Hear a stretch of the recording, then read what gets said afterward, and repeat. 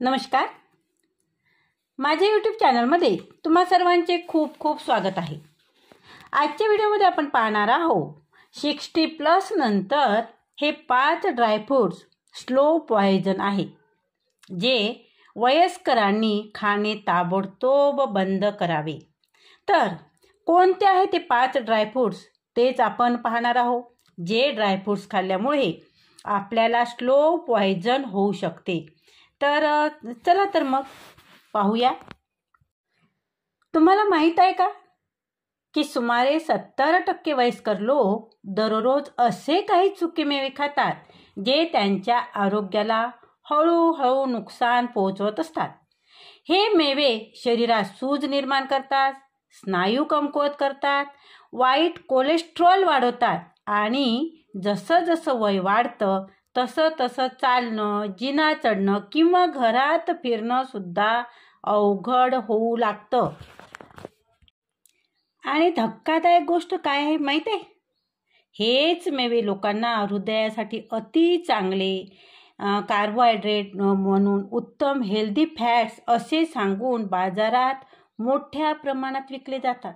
पण प्रत्यक्षात हेच काही मेवे शरीरात सूज वाढवतात, सांधेदुखी निर्माण करतात, कोलेस्ट्रॉल बिघडवतात, हृदयावर ताण आणतात आणि हळूहळू स्मरणशक्ती आणि मेंदूचे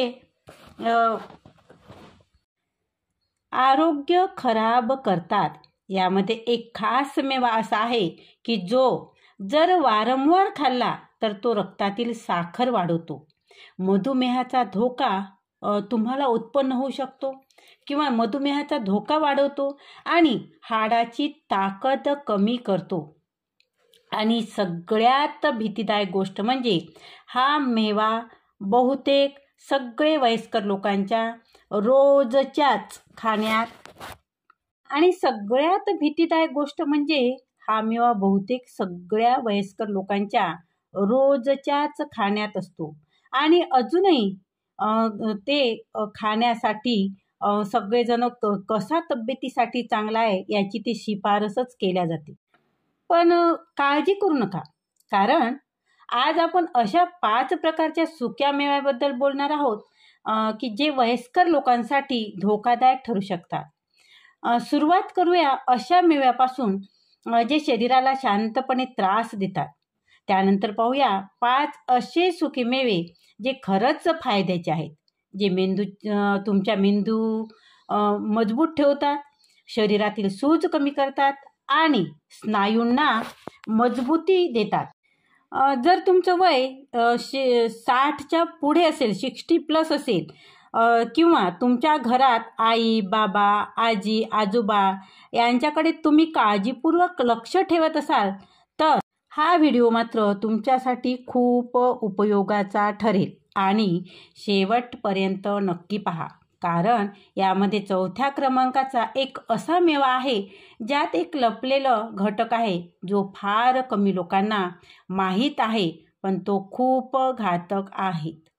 चला तर मग पाहूया कोणते मेवे टाळायला हवेत आणि का टाळायला हवेत. त्यातील पहिला मेवा आहे कडवट बदाम. आता बदाम तर आपण नेहमीच खाण्यात वापरतो, परंतु ज्यांना जाण आहे तर त्यांना हे नक्कीच कळून येईल की काही बदाम चवीला कडवट लागतात, सगळे चवीला चांगले नसतात, गोड नसतात. तर हे जे कडवट बदाम आहे, तर हे बदाम म्हटलं की आपल्याला नेहमी वाटतं की आरोग्यासाठी तर चांगलंच आहे, खूप चांगलं आहे आणि ते खरंही आहे.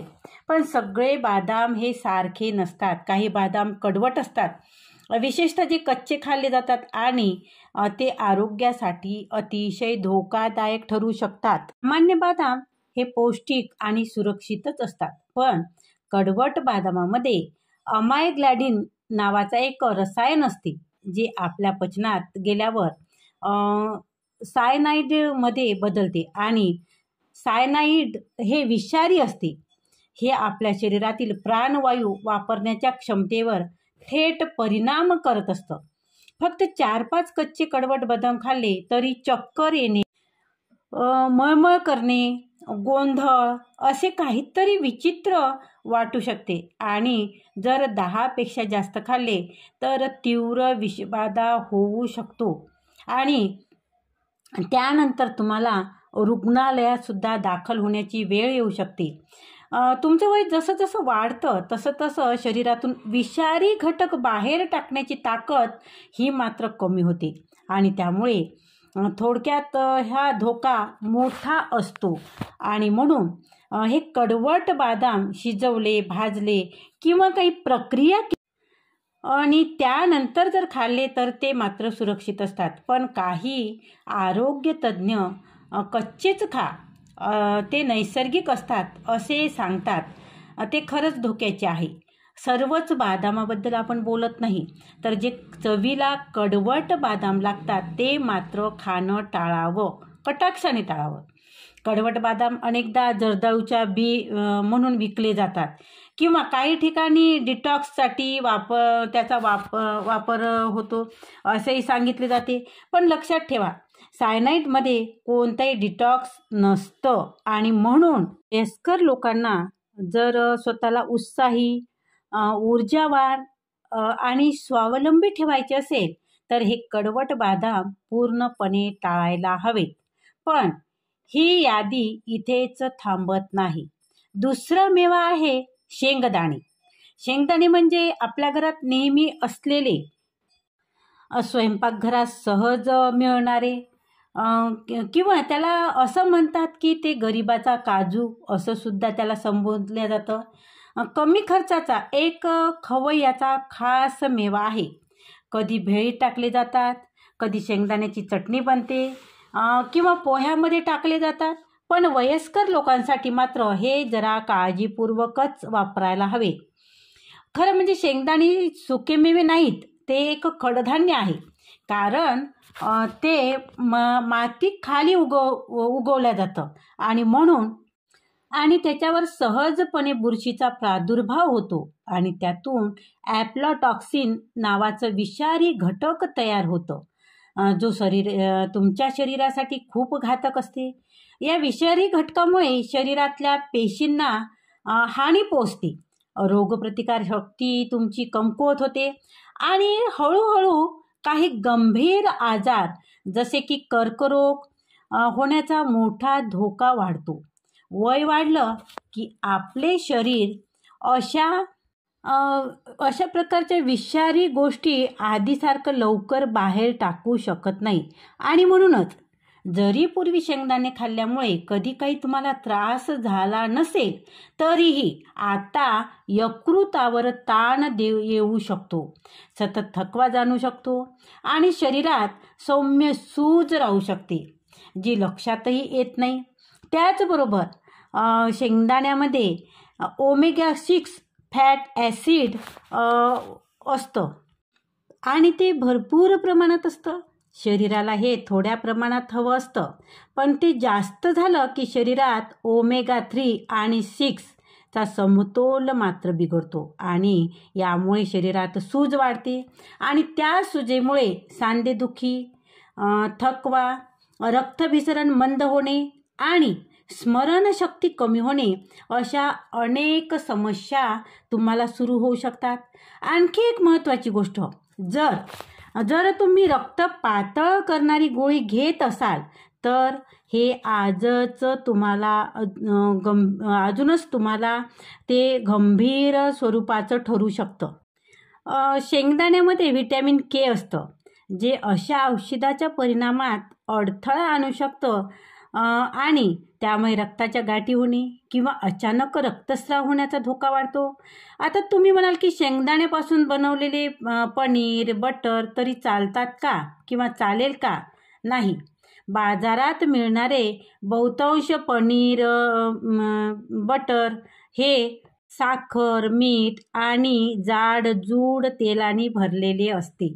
हे सगळं एकत्र केल्यावर रक्तदाब वाढतो आणि हृदयावर सतत ताण येतो. म्हणून जरी शेंगदाणे प्रोटीनचा स्वस्त आणि सोपा स्रोत वाटत असेल तरी वयोवृद्धासाठी ते हळूहळू शरीराची ऊर्जा कमी करणारे, हालचाल मंदवणारे आणि आरोग्यावर अपायकारक ठरणारे असू शकतात. आता तिसरा मेवा आहे मॅकॅडेमिया नट्स. हे मॅकॅडेमिया नट्स दिसायला छान, चवीला गोडसर आणि मलईदार वाटतात. पण वयोवृद्धामध्ये हे नट्स स्नायूचा कमजोरपणा आणि शरीर दुरुस्त होण्यात अडथळा निर्माण करतात. ह्या नट्समध्ये फॅट्स खूप असतात, पण त्यात प्रोटीन आणि फायबर फार कमी असतं. स्नायू टिकवायला आणि शरीर मजबूत ठेवायला हे दोन्ही घटक खूप महत्त्वाचे असतात. जेव्हा हे घटक मिळत नाहीत तेव्हा शरीर नव्या पेशी तयार करू शकत नाही. त्याचा परिणाम असा होतो की पाय थकतात, हालचाल कमी होते, शरीर दुरुस्त होण्यासाठी जास्त वेळ लागतो आणि हळूहळू कमकुवतपणा वाढते. शिवाय या नट्समध्ये कॅलरीजसुद्धा खूप असते. जर तुम्ही दिवसभर बसूनच असाल, फारसे चालत नसाल, तर वजन वाढायला लागते आणि ते वाढलेले वजन सांध्यावर ताण देते. मग जिने चढणे, फेरफटका मारणे सुद्धा त्रासदायक होऊ लागतं. रक्तदाब वाढल्यामुळे हृदयावर सतत ताण येतो आणि म्हणून जरी शेंगदाणे प्रोटीनचे स्वस्त आणि सोपं स्रोत वाटत असलं तरी वयोवृद्धांसाठी ते हळूहळू शरीराची ऊर्जा कमी करणारे, हालचाल मंदवणारे आणि आरोग्यावर घाला घालणारे ठरू शकतात. आता पुढची गोष्ट जाणून घेऊया. आणि वाढलेले वजन सांध्यावर ताण देतं. मग जिना चढणे, फेरफटका मारणे सुद्धा त्रासदायक होऊ लागतं. त्यात भर म्हणजे बाजारात मिळणारे बहुतांश मॅकॅडेमिया नट्स जळजळीत तेलात भाजलेले असतात आणि त्यावर भरपूर मीठ शिंपडलेले असते. हे दोन्ही सुद्धा सांधेदुखी वाढवतात, रक्तभिसरण बिघडवतात आणि विशेषतः हे वयोवृद्धांमध्ये जास्त प्रमाणात त्रासदायक ठरतं. आता चौथा मेवा आहे पाईन नट्स. हे मेवे दिसायला लहान, गुळगुळीत आणि साधे वाटतात. कधीकधी महागड्या सॅलडवर पसरलेले दिसतात किंवा पेस्टो सॉसमध्ये वापरले जातात. पण लहान बिया वयोवृद्धांसाठी अदृश्य धोका बनवू शकतात. पाईन नट्स सर्वात मोठे नुकसान म्हणजे ते औषधामध्ये अडथळा आणू शकतात. ते रक्तदाबाची औषधे, कोलेस्ट्रॉल कमी करणाऱ्या गोळ्या, हृदयाचे ठोके सांभाळणाऱ्या औषधावर त्याचा परिणाम होऊ शकतो. या नट्समुळे औषधाचे शरीरात शोषण बदलतं आणि त्यामुळे कधी रक्तदाब अचानक वाढतो तर कधी हृदयाच्या ठोक्याचा ऱ्हास होतो, वेग वाढतो किंवा कधी रक्तगाठी किंवा रक्तस्राव होण्याची शक्यता निर्माण होते. आणि विशेषतः जे लोक अनेक औषधं एकत्र घेतात त्यांच्यासाठी ही गोष्ट 2022 मध्ये आंतरराष्ट्रीय आरोग्य जर्नलमध्ये प्रकाशित झालेल्या अभ्यासात असंही नमूद केलं की पाईन नट्समध्ये असलेले फिनोलिक ॲसिड नावाचा घटक यकृतामधून औषधाचे शरीरावर कसं परिणाम करतं हेच बदलून टाकतं आणि हे डॉक्टरलाही लगेच लक्षात येत नाही. ह्या सगळ्यात भीतीदायक गोष्ट म्हणजे पाईन नट्सचा उल्लेख फारच कमी वेळा आहारात टाळावेत अशा गोष्टीमध्ये केला जातो. बहुतेक लोक, अगदी काही डॉक्टरही हे लक्षात घेत नाहीत की छोट्या बियासुद्धा औषधाच्या परिणामात अडथळा आणू शकतात. पण ही गोष्ट इथेच संपत नाही. पाईन नट्स खाल्ल्यावर काही लोकांना एक अजब त्रास होतो. याला पाईन माउथ असं म्हणतात. या अवस्थेमध्ये हे नट्स खाल्ल्यावर तोंडात धातूसारखी किंवा कडवट चव तयार होते, जी काही तास नाही तर कधीकधी 3-4 दिवस तर एखाद्या वेळी आठवडाभर तोंडात राहते. आधीच त्यांना भूक कमी लागते किंवा वजन कमी होतंय. अशा वयोवृद्ध लोकांसाठी ही अडचण अजूनच गंभीर ठरते, कारण त्यामुळे खाण्याची इच्छा उडते, ताकद कमी होते आणि कोणताही आजार किंवा दुखापत झाला असेल तर त्यातून सावरायला वेळ लागतो. आणि पाईन नट्समध्ये जे ॲसिड फॅट्स भरपूर असतात आणि हे फॅट्स लवकर खराब होतात. एकदा का ते खराब झाले की त्यातून मेंदूचं वय वाढवणाऱ्या रक्तवाहिन्यांना अडथळ्यांनी म्हणजे अडथळा निर्माण करतात आणि सांधेदुखी वाढवणारे घटक तयार होतात. तसेच हे नट्स जर जुने असतील तर त्याचा दुष्परिणाम आणखी जास्त असतो. तसेच हे नट्स लहान आणि गुळगुळीत असतात, त्यामुळे जे लोक थोडे कमी चावू शकतात किंवा ज्यांचं तोंड कोरडं राहतं अशासाठी गिळताना श्वासनलिकेत ते अडकण्याचा धोका निर्माण होतो. वयोवृद्धामध्ये ही समस्या नेहमीच जास्त दिसते आणि म्हणूनच जरी पाईन नट्स दिसायला आकर्षक आणि पौष्टिक वाटत असले तरी ह्या छोट्या बिया तुमच्या औषधाच्या परिणामात अडथळा बनवू शकतात. तसेच मेंदूच्या कार्यक्षमतेवर त्याचा परिणाम होतो आणि भुकेवर सुद्धा त्या परिणाम करू शकतात. पण आता छोटा दिलासादायक काहीतरी, तर सगळे सुकेमेवे घातक नसतात. खरं तर काही मेवे असेही आहेत याचा नेमकं उलट परिणाम होतो. जसे की स्मरणशक्ती वाढवतात, हृदयाचे संरक्षण करतात आणि वयानुसार पायातील ताकद ते टिकवून ठेवतात. आणि ते प्रत्येक वयस्कर व्यक्तीने आपल्या आहारात त्याचा समावेश करायला हवा. पण ते पाहण्याआधी एक असा मेवा पाहूया जो आपल्या सगळ्यांना प्रिय आहे. सौम्य चव आहे, मलाईदार पोत आणि आकर्षक दिसणारा, पण तुमच्या हाडासाठी फार मोठा धोका बनू शकतो. 5वा मेवा म्हणजे काजू. काजू म्हणजे आपल्या घरी दिवाळीत, लग्नसराईत हमखास असणारा महागडा पण आवडता मेवा. मलाईदार, गोडसर, पोटभर वाटणारा आणि बाजारात अनेकदा हृदयासाठी फायदेशीर असं सांगून विकल्या जाणारा. पण खरं सांगायचं तर हे वयोवृद्धांसाठी काजू हळूहळू तुमचं हाडाचं आरोग्य बिघडवू शकतो. कारण काजूमध्ये भरपूर प्रमाणात ऑक्सलेट्स नावाचे रसायन असते. हे रसायन शरीरातील कॅल्शियमला पचायला अडथळा करते. त्यामुळे शरीराला हाड मजबूत ठेवण्यासाठी लागणारा कॅल्शियम नीट मिळत नाही आणि जेव्हा शरीरात पुरेसे कॅल्शियम शोषले जात नाही तेव्हा हाड नाजूक होतात, ठिसूळ होऊ लागतात. ही गोष्ट वयोवृद्धांसाठी खूप गंभीर आहे, कारण वयानुसार हाडाची ताकद कमी होतच जाते. त्यातच जर थोडीशी कमतरता झाली तर हाड लवकर फ्रॅक्चर होऊ शकतं. चालताना तोल जातो, हालचाल मर्यादित होते आणि त्या सगळ्यामुळे पुनर्वलनाचा काळ वाढतो. पण एवढ्यावर गोष्ट थांबत नाही. काजूमध्ये इतर सुद्धा सुक्या मेव्यापेक्षा कार्बोहायड्रेट जास्त असतात आणि जे वयोवृद्धामध्ये अचानक रक्तातील साखर वाढवतात. जे लोक डायबिटिक किंवा डायबिटिक आहेत त्यांच्यासाठी हे धोकादायक ठरतं. ही साखर वाढ तुमच्या पायामधल्या बारीक रक्तवाहिन्यावर परिणाम करते आणि त्यामुळे रक्तप्रवाह कमी होतो. पाय बधीर वाटतात आणि जखमा हळूहळू भरून येतात.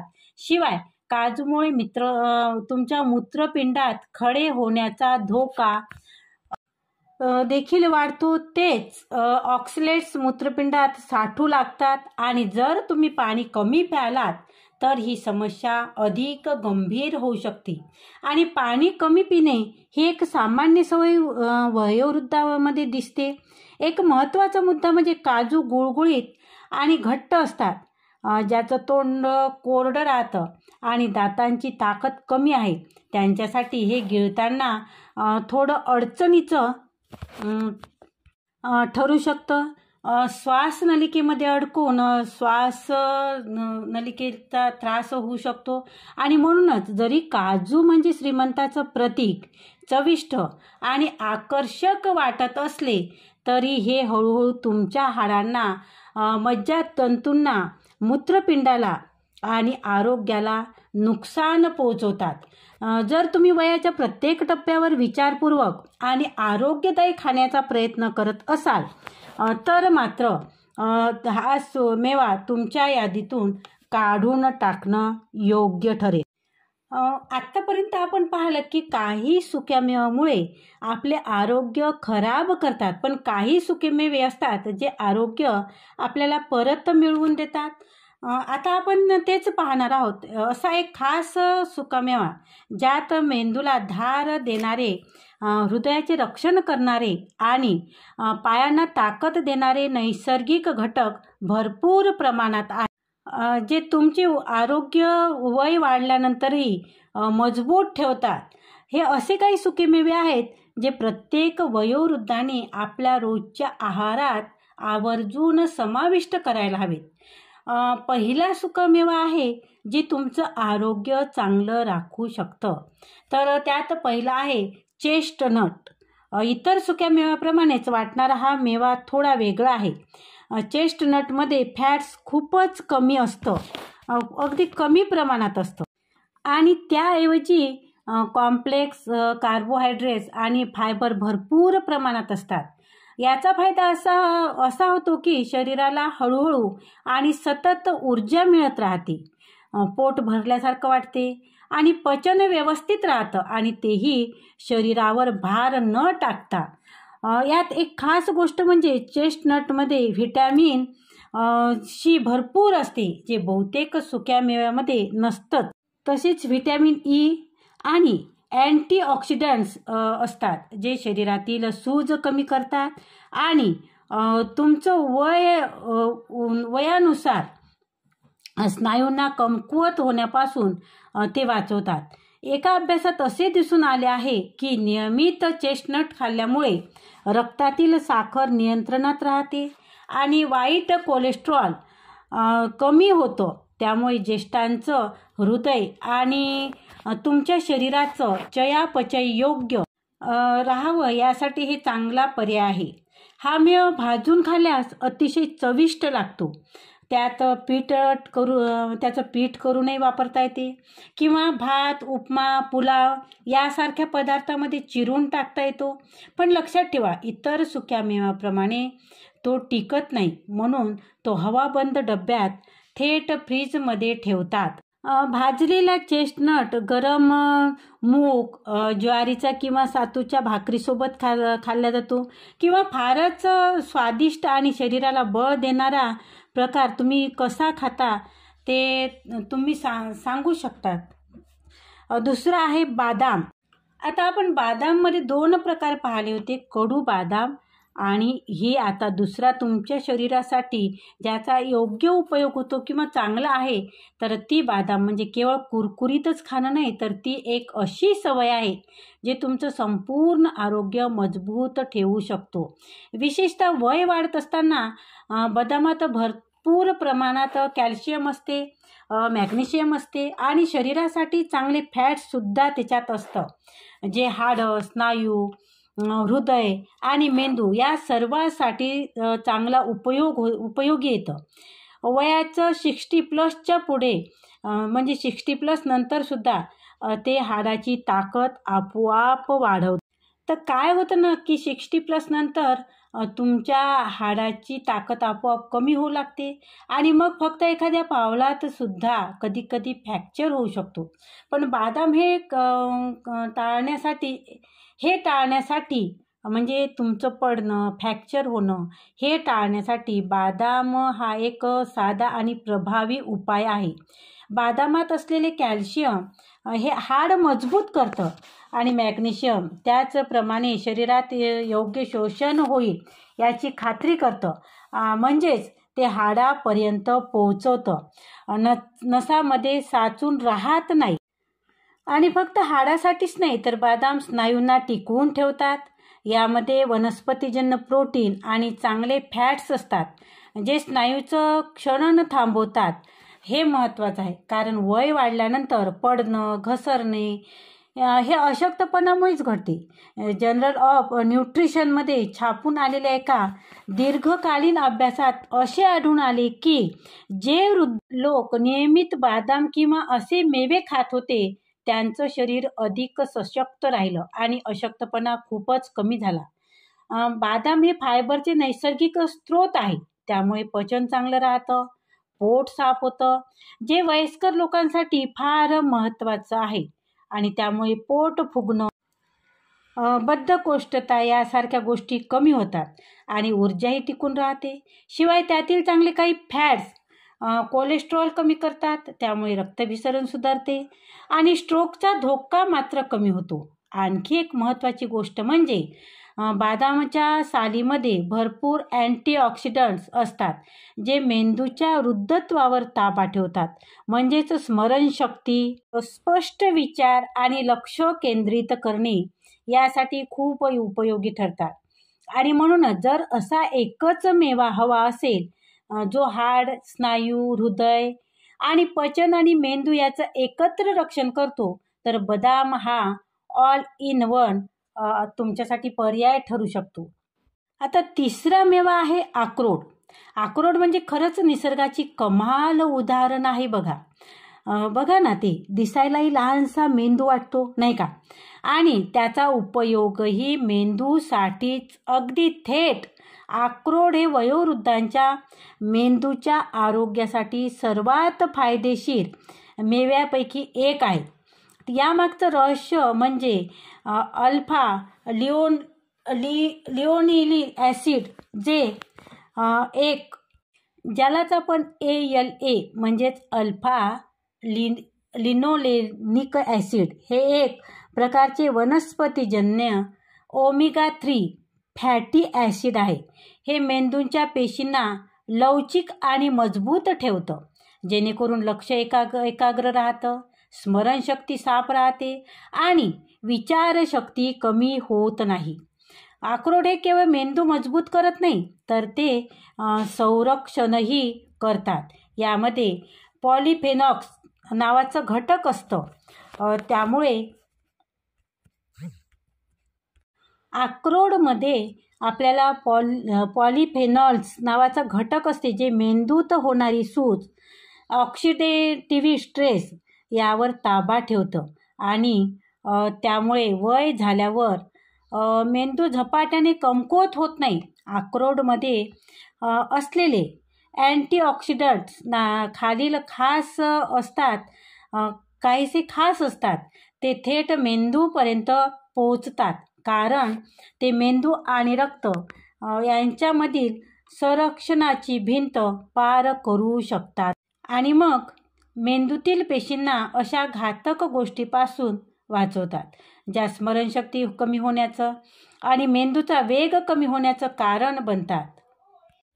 Journal of nutrition, health and ageing या नियतकालिकात प्रसिद्ध झालेल्या एका अभ्यासात असे दिसले की जे ज्येष्ठ लोक नियमित अक्रोड खात होते त्यांची स्मरणशक्ती आणि विचारशक्ती इतरांपेक्षा चांगली राहिली आहे. म्हणजेच काय, तर अक्रोड ही एक साधी सवय असूनही त्याचे फायदे मोठे आहेत आणि हे फायदे फक्त मेंदूपर्यंत मर्यादित नाही. अक्रोडामध्ये आर्जिनिन नावाचे एक ओमिनो ॲसिड असतं, जे शरीरात रक्तप्रवाह सुधारतो, त्यामुळे स्नायूंना पुरेसे ऑक्सिजन मिळतं आणि ते मजबूत राहतात. आणि याशिवाय अक्रोडमध्ये मेलाटोनिन नावाचे नैसर्गिक संयुगही असते, जे झोप चांगली होण्यासाठी मदत करतं. आणि झोप हीच तर ऊर्जेचं एक स्रोत आहे. मनस्वास्थ्याचं आणि शरीर सामर्थ्याचं मूळ सुद्धा झोपच असतं. आठवड्यातून 2-3 वेळा मुठभर अक्रोड खाल्ले तरी मेंदू, झोप आणि शरीराची हालचाल या सगळ्यावर फायदा होतो. एवढ्या छोट्या मेव्याचा केवढा मोठा उपयोग होतो नाही का. आता चौथा मेवा आहे ब्राझील नट्स. ब्राझील नट्स कदाचित आपल्या घरात फारसे वापरले जात नसतील, पण हार्मोन्सचे संतुलन आणि ताकद टिकवण्यासाठी हे अतिशय प्रभावी आहे. हे सेलेनियम या अत्यावश्यक खनिजाने भरलेले असतात. सेलेनियम म्हणजेच आपल्या थायरॉईड ग्रंथीसाठी अत्यंत महत्त्वाचे. थायरॉईडचं काम म्हणजे काय? आपल्या शरीराचा मेटाबॉलिझम, ऊर्जा पातळी आणि स्नायूंचं आरोग्य योग्य ठेवणे, आणि हे सगळं वय वाढल्यावर सांभाळणे कठीण होतं. खरं तर दररोज फक्त 1-2 ब्राझील नट्स खाल्ले तरी सेलेनियमची गरज पूर्ण होते. अभ्यासातून दिसून आलंय की ज्यांचं थायरॉईड चांगलं आहे त्यांची हालचाल अधिक सुलभ आहे, स्नायू बळकट होत राहतात आणि रोगप्रतिकारशक्ती सुधारते. ब्राझील नट्स हे पुरुष आणि स्त्रिया दोघांमध्ये सुद्धा टेस्टोस्टेरोनचे प्रमाण नैसर्गिकपणे टिकवतात, जे वयानुसार कमी होते आणि त्याचा परिणाम हाड आणि स्नायूवर होत असतो. नट्स कच्च्या स्वरूपात मीठ नसलेले खाणे योग्य आहे आणि 1 दिवसाला 2-3 पेक्षा हे जास्त खाऊ नये, कारण जास्त सेलेनियम आरोग्यासाठी उलट हानिकारक ठरू शकतो. हे नट्स संध्याकाळच्या चहासोबत किंवा दह्याच्या किंवा ओट्सच्या कटोरीत टाकून खाल्ले तरी शरीराला पोषण मूल्याचा चांगला पुरवठा होतो. आता पाहूया पुढचा मेवा, जो तुमचे हृदय तरुण ठेवतो आणि डोळ्याची दृष्टी स्पष्ट राहायला मदत होते. 5वा मेवा आहे पिस्ते. वय वाढले की आपल्याला मीठ कमी करा असे सल्ला वारंवार ऐकायला मिळतो. मग वाटतं की सुक्या मेव्यापासून लांब राहिलेलेच बरे. पण पिस्ते हे या समजाला छेद देतात. कारण काय? स्नॅक्स रक्तदाब वाढवतात, पण पिस्ते मात्र रक्तप्रवाह सुरळीत ठेवण्याचे काम करतात आणि यात नैसर्गिकरित्या पोटॅशियम भरपूर असतं, जे सोडियमच्या वाईट परिणामांना कमी करतं. त्याचा फायदा असा होतो की रक्तप्रवाह चांगला राहतो, हृदयावर ताण येत नाही आणि पायामध्ये ताकद राहते, म्हणजे चालताना आत्मविश्वास वाढतो. पण हे जर फक्त सुरुवात आहे. पिस्तेमध्ये लुटीन आणि झांझीर हे 2 घटक असतात, जे डोळ्यांच्या मॅक्युलर डिग्रेडेशन या वयानुसार होणाऱ्या दृष्टी घटकापासून संरक्षण करतात. दृष्टी स्पष्ट राहणे म्हणजेच केवळ चांगले पाहणे नाही, तर अपघात टाळणे, समतोल राखणे आणि स्वावलंबी राहणे हे सगळं येतं. पिस्ते म्हणजे फक्त स्वाद नाही, तर ते एक संपूर्ण तुमचं पोषण पॅक आहे. हेल्दी फॅट्स आणि वनस्पतीजन्य प्रोटीन यांचं संतुलित प्रमाण असल्यामुळे ऊर्जा दीर्घकाळ टिकते, थकवा येत नाही. अजून एक त्याचा गमतीशीर फायदा म्हणजे पिस्त्यांच्या साली फोडताना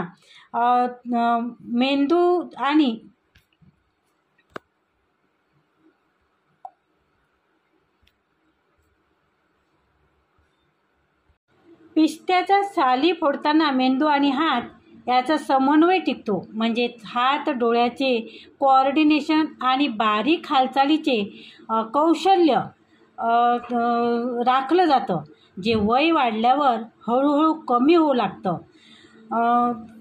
आरोग्य जर्नलमध्ये असं नमूद केलं गेलं आहे की दररोज पिस्ते खाणाऱ्या लोकांना सिस्टोलिक रक्तदाब लक्षणीय घटला जातो. हे घडतं की पोटॅशियम अँटीऑक्सिडंट्स या शक्तिशाली मिश्रणामुळे. म्हणूनच जर तुम्ही एक असा मेवा शोधत असाल जो हृदय, डोळे, ताकद आणि मेंदू यांचं एकत्रित रक्षण करतो, तर पिस्ता हा सर्वोत्तम पर्याय आहे.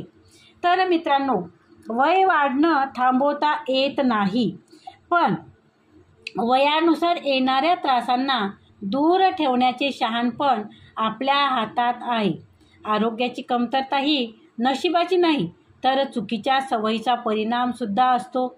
आजपासूनच योग्य सुक्या मेव्याची सवय लावा, जी तुमचं शरीर, मन, चालणं, बोलणं आणि आठवण सगळं कसं बळकट ठेवतील.